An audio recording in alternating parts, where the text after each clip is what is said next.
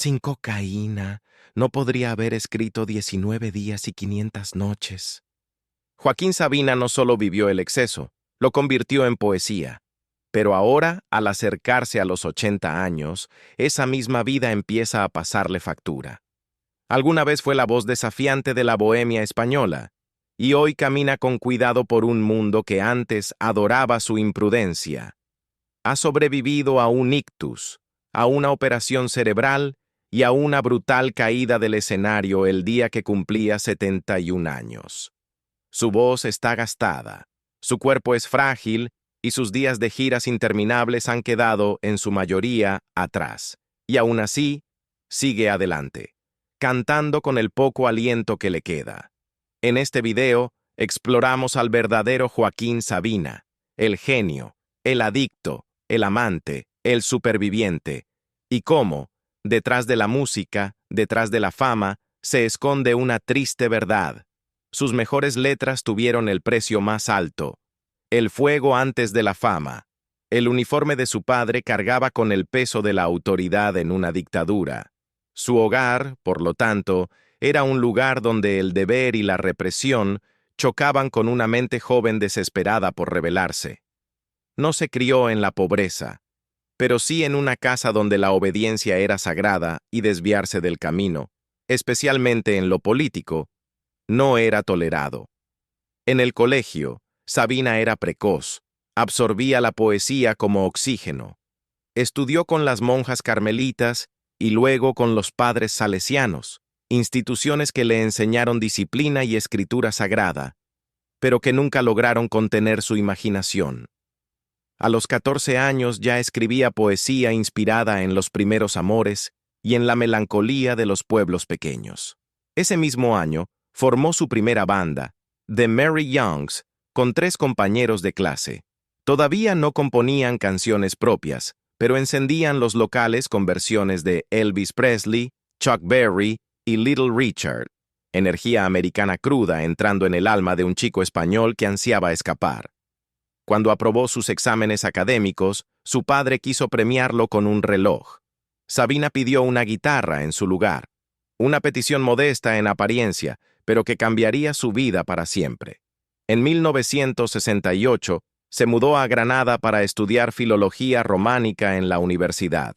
Allí, lejos de la rigidez de su hogar, descubrió a Pablo Neruda, Franz Kafka y una oleada de ideas políticas muy distintas del entorno que había conocido. La vida estudiantil en Granada a finales de los 60 era eléctrica, cargada de un sentimiento antifranquista, y Sabina fue absorbido rápidamente por esa corriente. Su rebeldía no fue solo simbólica. Durante el estado de excepción declarado por el régimen de Franco, Sabina se unió al Partido Comunista y empezó a manifestarse abiertamente contra la dictadura. Irónicamente y trágicamente, su propio padre, a un inspector de policía activo, recibió órdenes oficiales de arrestar a su hijo. La detención nunca se concretó, pero la herida emocional quedó para siempre. En 1970, Sabina publicaba poesía en la influyente revista Poesía 70, compartiendo espacio con figuras emergentes como Luis Eduardo Aute y Carlos Cano. Pero ya no le bastaba con pelear contra el régimen solo con palabras. Ese mismo año, en un acto que definiría su juventud rebelde, lanzó un cóctel Molotov contra una sucursal del Banco de Bilbao en Granada. Una protesta contra los juicios de Burgos, el proceso militar que condenó a muerte a varios separatistas vascos. No tenía intención de causar víctimas, solo gritar contra la injusticia.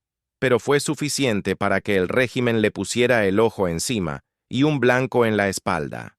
Sin salida legal del país, Sabina se encontró ante un callejón sin salida, hasta que un desconocido, Mariano Sugasti, le ofreció su pasaporte tras apenas unas horas de conversación.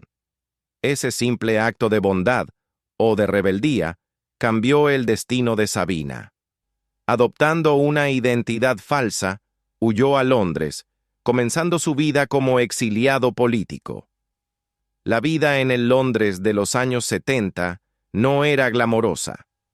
Sabina vivía como ocupa, ocupando pisos abandonados, sobreviviendo con trabajos esporádicos y tocando en pequeños círculos de la comunidad española exiliada. Pero en esa vida marginal, encontró la libertad. Colaboró con el Club Antonio Machado, un refugio para exiliados e intelectuales españoles, donde montaba obras de teatro polémicas como La excepción y la regla de Bertolt Brecht y El cepillo de dientes de Jorge Díaz. También creó un cineclub donde proyectaba películas prohibidas por Franco, especialmente las de Luis Buñuel, llevando resistencia surrealista a sus compatriotas en el exilio. En los salones llenos de humo y cafés antifascistas de Londres, la pluma de Sabina se volvió más afilada, más melódica. Empezó a componer sus primeras canciones originales, fusionando poesía con protesta, desamor con humor. A pesar del frío, de la burocracia, de la nostalgia, por fin había encontrado una voz que no le pertenecía a ningún régimen, a ninguna institución, a ninguna ideología. Fue en Londres donde Joaquín Sabina se convirtió en Sabina, el narrador desafiante con un cigarro en una mano y una canción en la otra. Una vida de canciones y cicatrices. La carrera musical de Sabina no comenzó por ambición, sino por urgencia. Tras escapar de España, publicó Memorias del exilio, un libro de canciones que leía como entradas de diario de un alma en tránsito, y empezó a tocar en pequeños clubes donde el pasado nunca quedaba demasiado lejos. Aquellos primeros conciertos no eran glamorosos, eran crudos, íntimos y cargados con el peso del anhelo político. Sabina cantaba para salas llenas de exiliados españoles, abriendo para artistas como Paco Ibáñez y Lluís Llach, canalizando la tristeza a través de la melodía. Su talento no pasó desapercibido. La BBC le encargó la composición de la banda sonora para The Last Crusade. Aún así, seguía siendo un desconocido para la fama, un fantasma que vivía en los márgenes. En 1977, con Franco muerto y España en plena transición hacia la democracia, Sabina regresó con un pasaporte legal gracias al cónsul español en Londres. Pero la libertad vino con condiciones. Obligado a cumplir el servicio militar en Mallorca a los 28 años, Sabina encontró una escapatoria. Se casó con Lucía, una argentina que había conocido en el exilio, simplemente para poder dormir fuera del cuartel. Fue una unión por conveniencia, no por amor. Mientras estaba destinado en Mallorca, trabajó en el periódico local Última Hora, pero rechazó un puesto fijo, porque su corazón seguía puesto en la música.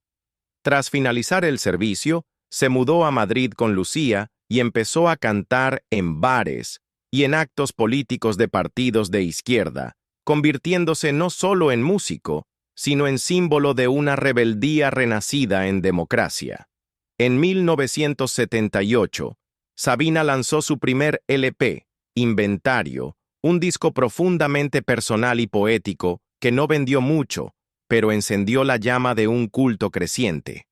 Un año después, comenzó a actuar en el mítico Café La Mandrágora junto a Javier Crae y Alberto Pérez. Su álbum en vivo de esa época capturó el caos, el humor y la ironía feroz de una generación que salía de la dictadura y aún no sabía en qué creer. Fue en ese periodo cuando Sabina empezó a forjar un sonido imposible de encasillar. Rechazaba la etiqueta de cantautor. «Me suena como un ladrillo en la cabeza», dijo una vez, y encontró su voz cantando sobre ladrones, prostitutas, borrachos solitarios y poetas con el corazón hecho trizas. Su segundo álbum, Malas Compañías, trajo consigo el ahora icónico Pongamos que hablo de Madrid, un himno no oficial para la capital cansada de España. A principios de los años 80, Sabina comenzó a dejar atrás su piel underground. Formó una banda, Viceversa, y con ellos publicó Juez y Parte, seguido de un álbum en vivo triunfal en 1986 grabado en el Teatro Salamanca. Ese disco, que contó con artistas invitados como Luis Eduardo Aute, marcó su gran salto. Una España aún en busca de su identidad encontró un alma gemela en ese rebelde de voz rasposa que podía hacer del desamor una revolución. En 1989, junto a su colaborador de siempre Pancho Varona, fundó Ripio, la editorial donde registraría todas sus obras futuras. Durante los años 90, Sabina cabalgó una ola de éxito imparable. Física y Química vendió más de 1 millón de copias, impulsado por temas como Pastillas para no soñar, y giró por América Latina como un héroe querido. Le siguieron discos como Esta boca es mía, Yo, mí, me, Contigo, y 19 días y 500 noches, cada uno más poético, más descarnado y más exitoso comercialmente que el anterior, pagando el precio. Pero la imagen del trovador incansable ocultaba a un hombre desmoronándose. Sabina vivía rápido, fumaba sin parar, consumía cocaína, bebía en exceso y se empujaba al límite. En agosto de 2001, en la cima de su fama y vitalidad creativa, Sabina sufrió un pequeño ictus isquémico. Fue una advertencia, no solo de su cuerpo, sino de una vida que desde hacía tiempo exigía cuentas. El hombre que alguna vez tocó para George Harrison en un bar tranquilo, que pasó 3 días sin dormir grabando 19 días y 500 noches alimentado por cocaína y whisky, apenas podía levantarse de la cama. El ictus no dejó secuelas físicas visibles, pero por dentro, algo se rompió. Sabina cayó en lo que luego describiría como una depresión demoledora. «Pasé 4 meses encerrado en mi habitación», confesó en 2014. «Solo veía basura en la tele y leía. La depresión llegó como una tormenta, y como una tormenta, al final se fue. Pero nunca se va del todo. Se esconde.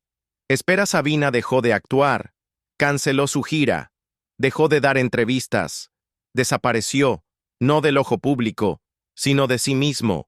Para alguien cuya vida había estado definida por el exceso público y la franqueza poética, esa desaparición fue ensordecedora. No fue solo el ictus, fue una acumulación. Años de fumar compulsivamente, beber y drogarse habían ido erosionando sus defensas. Los mismos hábitos que antes le daban alas creativas, ahora lo estaban hundiendo. «Dejé la cocaína hace más de 20 años», le dijo a Pablo Motos en El Hormiguero. «Pero cuando me preguntan qué siento ahora por ella, contesto, nostalgia».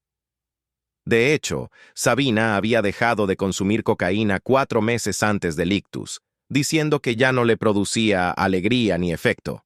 Lo hizo de golpe, sin rehabilitación, sin terapia. Simplemente dejó de emocionarme, encogió los hombros. Pero incluso en eso, rechazó el mito de la redención.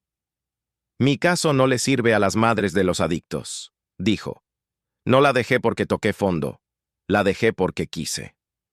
Su depresión persistió durante los primeros años 2000. Se negó a ver incluso a sus amigos más cercanos. Vomitaba antes de las entrevistas, sufría ataques de pánico, evitaba el contacto humano. Estaba en un agujero sin sentido, contó más tarde a El País Semanal. No fue el ictus lo que lo derrumbó, fue lo que vino después. El silencio, el vacío, el colapso de la rutina. A pesar de todo, intentó crear. En 2002 lanzó Dímelo en la calle, seguido por el doble álbum Diario de un peatón en 2003. Pero la música salía más lenta, más pesada. Cancelaba giras, alegando problemas vocales que después se revelarían más psicológicos que físicos. Aún en la oscuridad, Sabina seguía siendo un creador. Su voz temblaba, su mirada estaba cansada, pero su pluma seguía en movimiento. Sus amigos se movilizaron. Artistas como Ana Belén, Rosario Flores y Julieta Venegas se unieron para Entre todas las mujeres, un disco homenaje donde mujeres reinterpretaron su obra. Fue tanto una celebración como un salvavidas, y justo cuando comenzaba a emerger de nuevo, otro golpe lo alcanzó. El 12 de febrero de 2020, durante un concierto con Joan Manuel Serrat en el Wissing Center de Madrid, Sabina cayó del escenario, 2 metros hacia el foso de la orquesta. El público contuvo el aliento. Reapareció minutos después en silla de ruedas, con el hombro en agonía. Pero el verdadero peligro estaba dentro. Había sufrido un hematoma craneal que requirió cirugía de urgencia al día siguiente. Tenía 71 años. No supe ni qué pasó, recordó más tarde. Me dijeron que arrastré un pie de micro de hierro y me golpeé la cabeza. No recuerdo nada. La caída, además en el día de su cumpleaños, pareció simbólica. Un recordatorio cruel de que incluso las leyendas tienen límites. El ictus de 2001 pudo ser el primer aviso, pero los años siguientes fueron una cascada de desgracias médicas.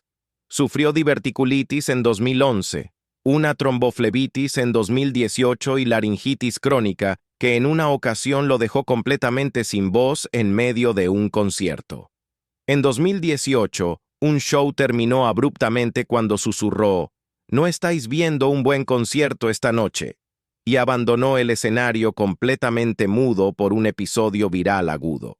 Su cuerpo, que alguna vez soportó maratones nocturnas de composición alimentadas por tequila e insomnio, ahora luchaba incluso con tareas físicas básicas. Sufría de tendinitis, problemas intestinales, mareos y lesiones oculares. En 2017 tuvo que someterse a una cirugía por una hernia. En 2018, una caída en casa provocó que Joaquín Sabina sufriera un hematoma ocular severo, que le dejó la mitad del rostro amoratada e hinchada. En los días previos había estado combatiendo fatiga y vértigos, síntomas que luego atribuyó a una infección de oído persistente que afectaba su equilibrio. El incidente lo obligó a cancelar varios conciertos en México y España.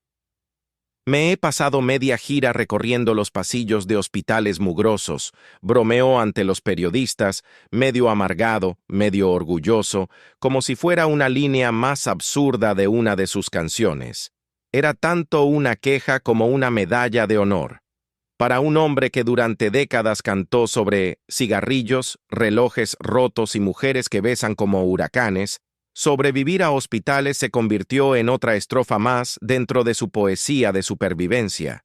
Y, sin embargo, siempre regresaba.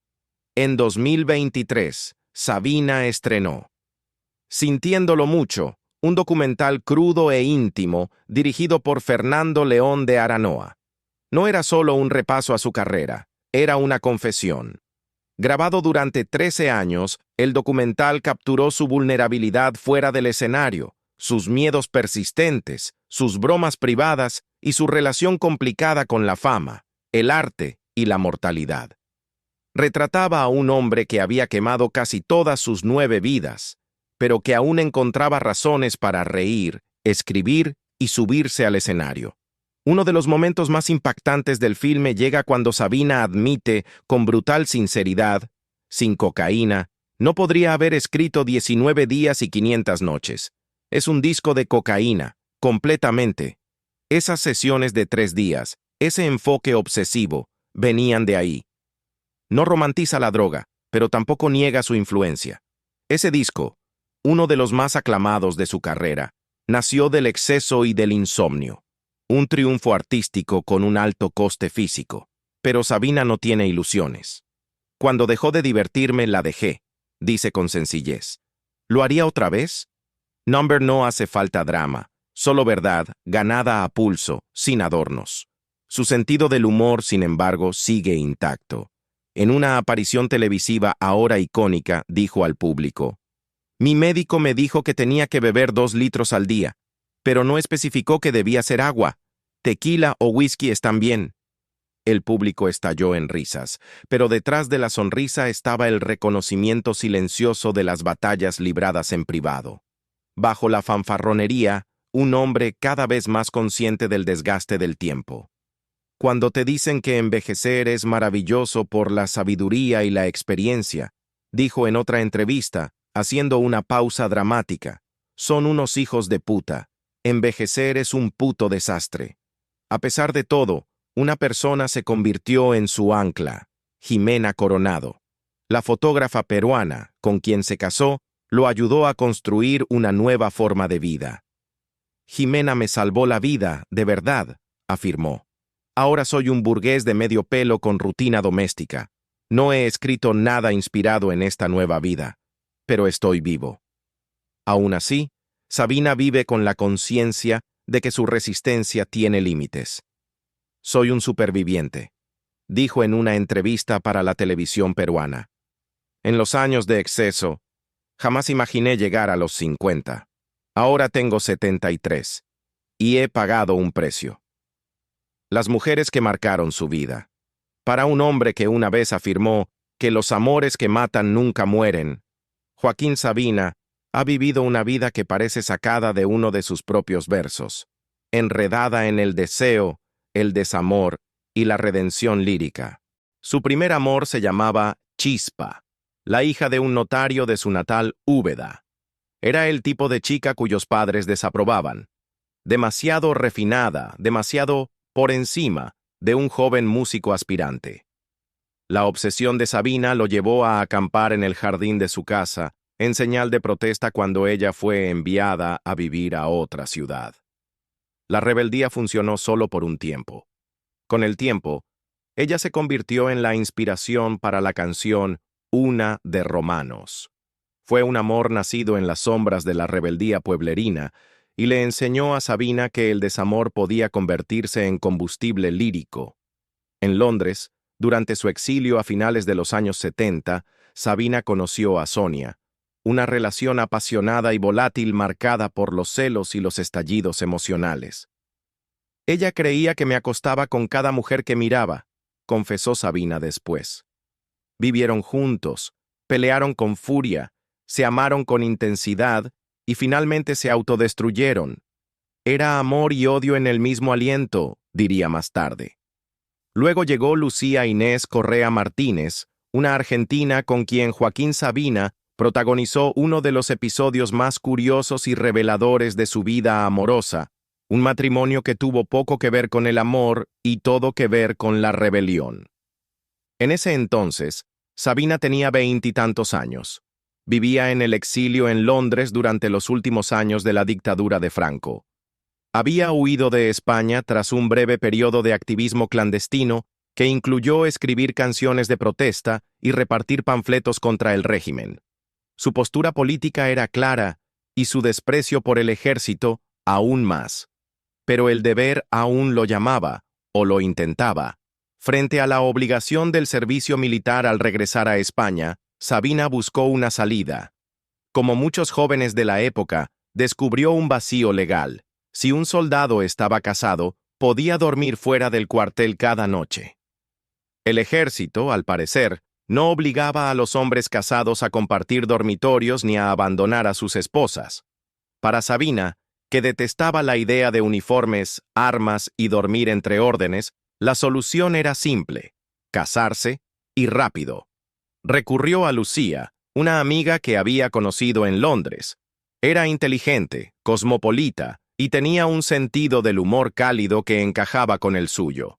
No hubo cortejo apasionado ni propuesta bajo velas, solo una pregunta práctica y un sí inesperado. Ella dijo que sí cuando nadie más lo hizo, dijo él después con una sonrisa, agradecido y divertido por lo absurdo del asunto.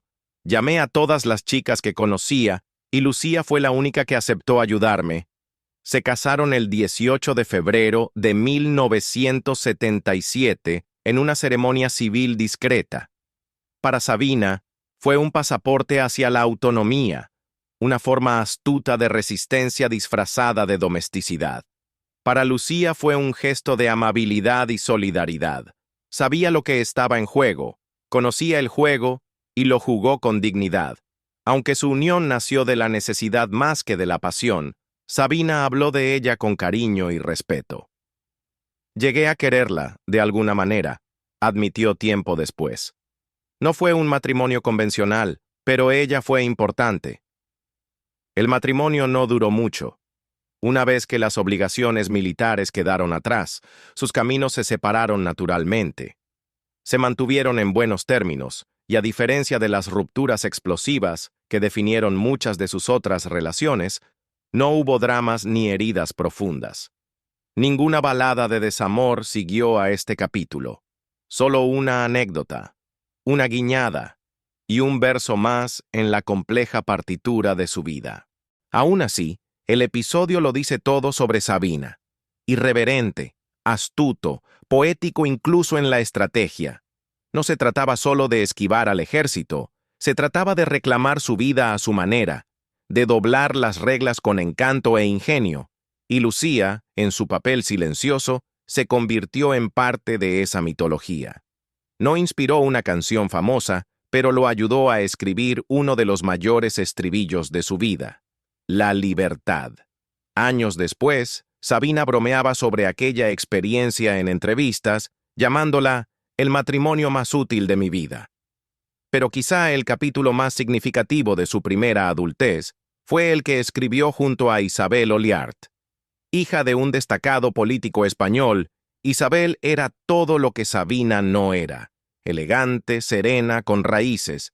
Vivieron juntos desde 1986 hasta mediados de los años 90 y tuvieron 2 hijas, Carmela y Rocío. A pesar de las infidelidades de Sabina, Isabel permaneció leal. Nunca alzó la voz, nunca exigió explicaciones.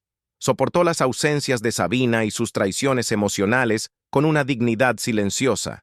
De todas las madres que podría haber elegido para mis hijas, dijo él una vez, ella fue la mejor. Paradójicamente, durante su relación con Isabel, Sabina se enamoró perdidamente de Cristina Zubillaga, una modelo mallorquina. Es la mujer que más recuerdo en mis sueños, confesó años después. Su amor fue eléctrico y condenado. En una anécdota, Sabina recordó cómo cambió todo durante una cena en Menorca. Entre la sopa y el postre, desapareció, dijo. La relación terminó de forma abrupta, pero dio lugar a algunas de sus canciones más desgarradoras: 19 días y 500 noches, y sin embargo, y contigo. No eran solo temas, eran heridas convertidas en melodía. Luego se abrió el capítulo argentino de su vida. En 1998, mientras grababa Enemigos íntimos con Fito Páez, Sabina conoció a Paula Seminara, una fan de 19 años de González Catán. Ella dejó una carta en su hotel. Él la leyó. Se conocieron. Se enamoraron. Sabina la llevó de gira por México y España. Ella lo acompañaba al local de pizzas del barrio, donde los vecinos se acercaban solo para conocerlo. El romance duró cerca de 1 año, pero su eco quedó inmortalizado en los versos melancólicos de Dieguitos y Mafaldas, una canción que conserva el tiempo compartido y el dolor de dejarlo ir. Hubo otras. Ariane Sved, una joven inglesa de 17 años, fue la inspiración de Princesa. Era hermosa, trágica, adicta a la heroína. Su historia de amor fue breve y terminó en desesperación. Escribí esa canción cuando la vi cayendo, confesó Sabina. He oído que ahora está bien. Me alegra. A pesar de tantos desamores, traiciones y aventuras líricas, hubo una mujer capaz de calmar la tormenta: Jimena Coronado. Se conocieron en 1994 durante una sesión de fotos en Lima. Jimena era la fotógrafa encargada de retratar a Sabina durante su gira promocional. Esa noche se reencontraron en un bar. Hablaron durante horas. No pasó nada. Pero algo se encendió. Años más tarde, cuando Sabina atravesaba una etapa de tristeza y rupturas, abrió una carta de Jimena. «Estoy soltera ahora», decía. La llamó. «Vámonos a Venecia», le propuso. En lugar de eso, se encontraron en Ciudad de México, y lo que comenzó como un coqueteo se transformó en una relación duradera. Ella dejó su Perú natal y se mudó a Madrid. Están juntos desde 1999. Sabina le escribió Rosa de Lima, llamándola una mina, una bendición, un chaleco antibalas. En 2019, en su cumpleaños número 50, le propuso matrimonio. En junio de 2020, en plena pandemia, y tras su caída casi mortal durante un concierto, se casaron en una ceremonia civil en Madrid, con Joan Manuel Serrat como testigo. Jimena no solo amó a Sabina, lo rescató. Tras el ictus de 2001, cambió las cerraduras de su casa, apartó a los parásitos de su entorno y reconstruyó su vida. Se convirtió en su representante, su guardiana, su salvavidas. Sin ella, estaría muerto, ha dicho Sabina sin rodeos. Sus hijas, Carmela, hoy una productora de cine exitosa, y Rocío, una poeta, también han crecido con su música. Les dedicó Ay Carmela y Ay Rocío, reconociendo su ausencia durante sus infancias con dolorosa honestidad. No heredarán dinero, dijo una vez, solo los derechos de mi amor. La vida amorosa de Joaquín Sabina no es una sucesión de titulares de prensa, es una sinfonía. Sus amantes no fueron solo compañeras, fueron coautoras de su biografía emocional. Desde la joven cuyo padre la desterró, hasta la fan que dejó una carta en su hotel, la modelo que lo visitaba en sueños y finalmente la mujer que le dio paz, todas dejaron su huella en sus letras, en su vida y en su legado. Nunca estuve de moda, dijo una vez Sabina, por eso nunca pasaré de moda. Hoy, al acercarse a los 80 años, Joaquín Sabina ya no está sobre un escenario, está al borde de una vida que lo ha dado todo. Las drogas quedaron atrás, las luces se han atenuado, y la voz que alguna vez cantó sobre la rebeldía ahora tiembla con la edad. ¿Crees que Sabina pagó un precio demasiado alto por su arte? Cuéntanos en los comentarios. Tu voz importa. Si esta historia te conmovió, dale like. Compártela con alguien que aún tararea 19 días y 500 noches, y suscríbete para más historias verdaderas detrás de las canciones que creías conocer.